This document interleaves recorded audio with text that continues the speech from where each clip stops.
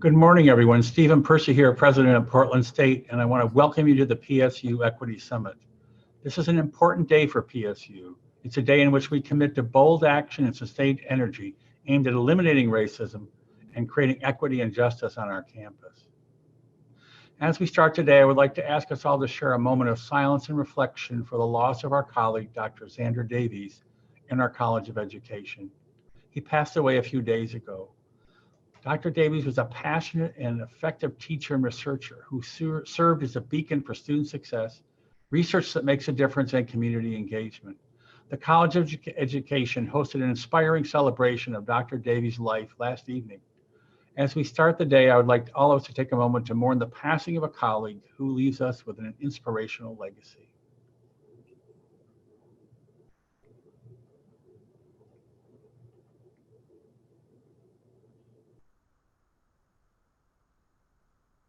Thank you. Also, as we begin our very important work today, I want to recognize the pain, suffering, and trauma that's been experienced by our BIPOC faculty, staff, students, and administrators during this year of police violence and persistent evidence of racism. I'm overwhelmed with the resilience that you've demonstrated. Since I became president of Portland State, I've heard from many brave members of our community who've told me like what it is, told me the reality, and they've shared their perceptions and their aspirations and their concerns.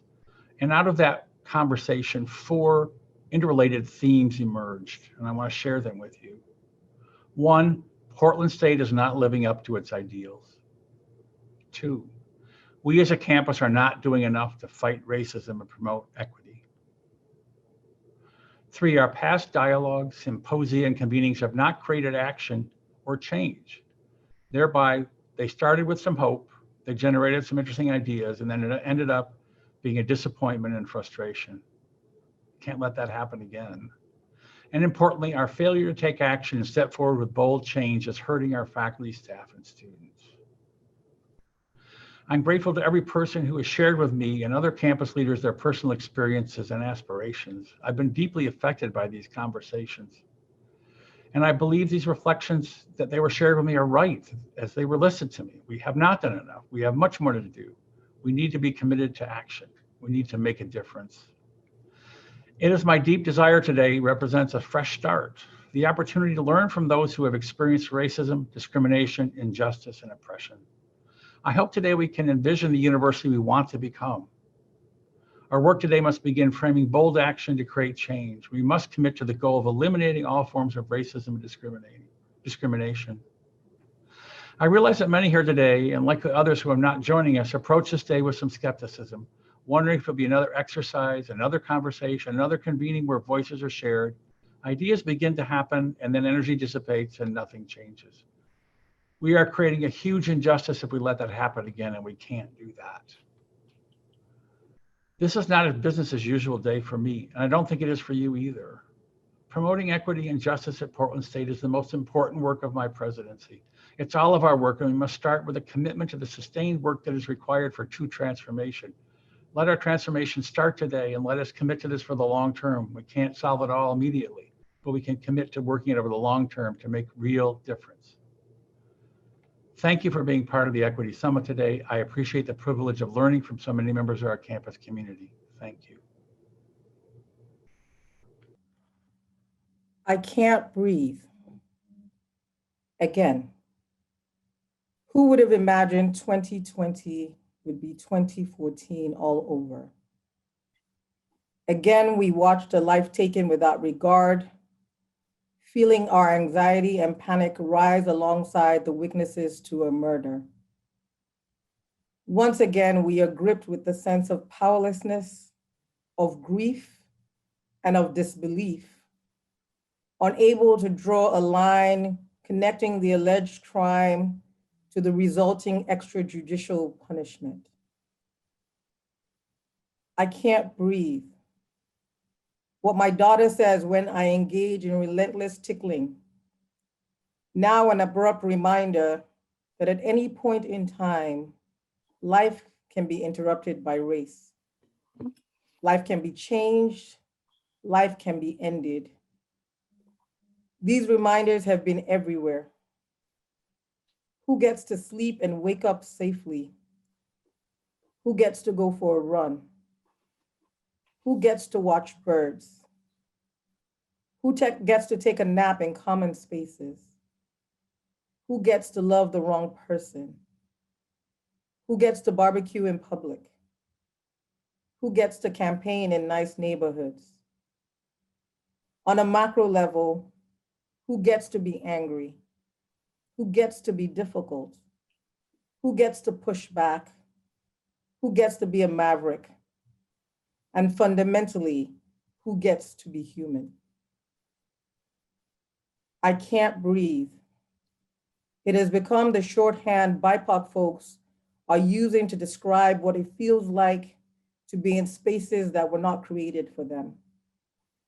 It is the exhaustion, the censorship, the vulnerability, the doubt, the discomfort, the stress, the spiritual death, the invisibility and hypervisibility, and the rage that comes from sitting at someone else's table and having to play by someone else's rules.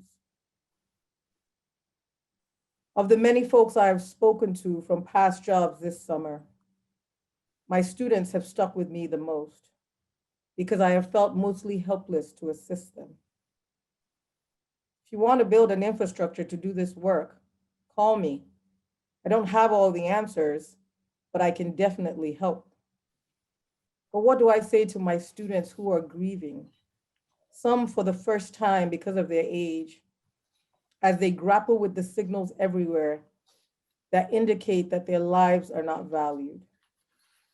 What can I say besides you matter to me, you matter to us? What can I do besides sit with them over the phone or Zoom call, allowing folks to talk, to yell, to cry, or sit in silence?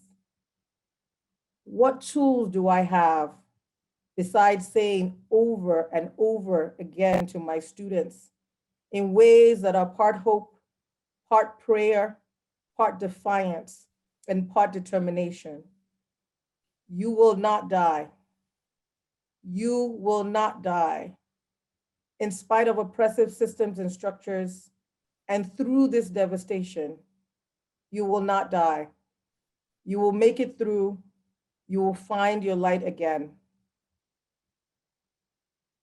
National tragedies have added to the weight of the local for us and have ripped at scabs on our current and historical wounds. The tragic loss of Jason Washington, the raised voices that have not been heard, the screams that have been silently uttered because no one would get it or the cost of sharing could be too great, the hours and love that have gone into plans that have not been implemented, the rhetoric that has not been matched by action, the promise of what could be that has not become reality, the history of exclusion and oppression in and of the land, all amplified by a deadly pandemic, wildfires, families as teachers, and an election with very high stakes. There is fatigue, anxiety, disappointment, frustration, bitterness, and the apathy and disengagement that only come after one too many dashed hopes and one too many heartbreaks. What do you do when the wounds are too great, the memories are too painful, the offenses too many, the sense of betrayal too deep, and everything is so fraught, but you must find a way forward? In trying to answer these vexing questions, I have looked at nations who have faced this dilemma. The atrocities committed were so horrific that no amount of punishment would be satisfactory. Yet the country had to somehow hold together. These countries, starting with Nelson Mandela and Desmond Tutu in South Africa, and hopefully someday soon, my two homes, the United States and Nigeria, have turned to truth and reconciliation efforts to find a way forward. justice will have to look a little different than originally thought. It will become an unflinching look at the truth, an honest acknowledgement of harm done, and an acceptance of responsibility in exchange for amnesty or a release from punishment due. This is not the kind of quickly demanded or unearned forgiveness, that ever-charged term for BIPOC communities, because it is often used to prevent righteous rage and full expressions of humanity. This forgiveness is earned through acknowledgement and responsibility. And it is about choice, a decision that wrestles BIPOC freedom away from a dominant person and system so they can breathe. We are a community in need of healing and reconciliation. Healing requires forgiveness. Forgiveness is facilitated by truth and accountability. Reconciliation requires repair. As Martin Luther King Jr. so powerfully put it, we are caught in an inescapable network of mutuality, tied in a single garment of destiny. Whatever affects one directly affects all indirectly. So you see, we are all players in this symphony of our lives and our institution, and we find ourselves on a quest to find and to reach our preferred future. We are not after perfection here, but we are in search of transformation. For Portland State University to be who it can be, who it should be, we must see, hear, and respond in new ways, and we must do it over and over again until our new ways become our now ways. We must plow and plant and nurture what currently seems like dead soil until new life springs forth.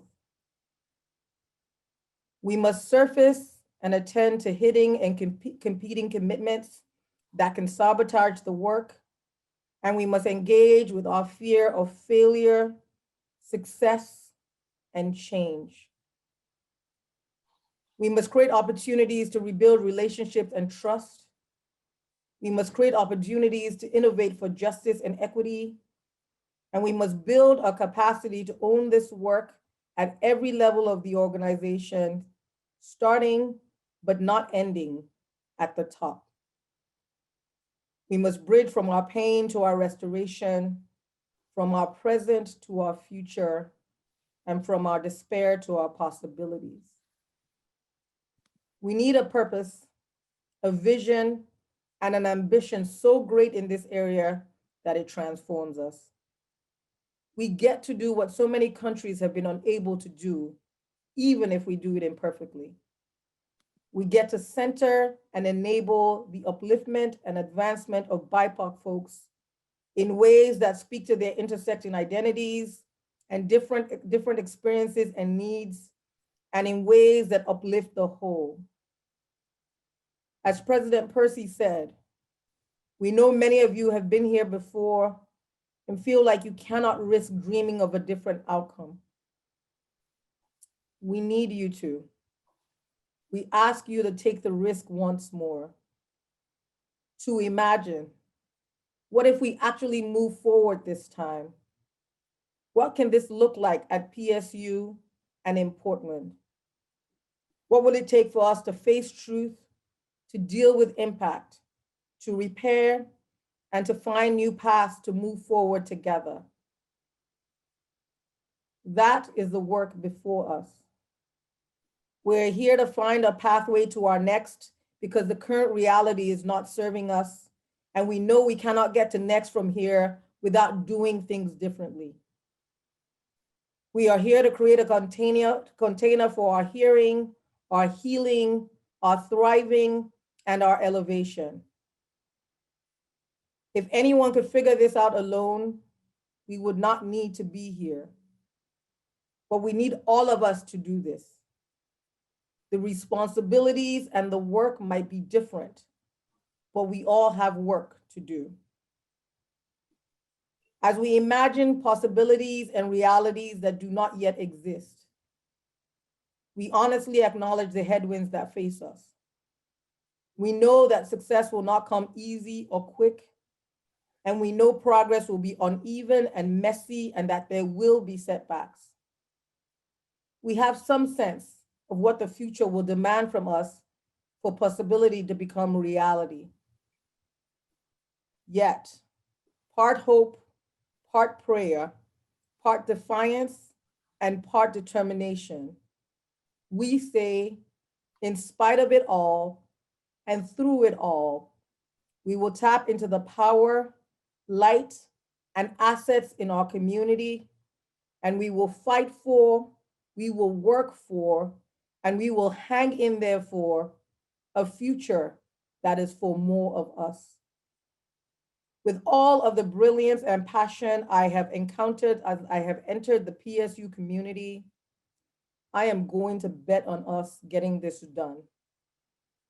We have what we need, and we are the ones we have been waiting for. This moment must matter. We must make it matter. This is our time to act. The future is calling.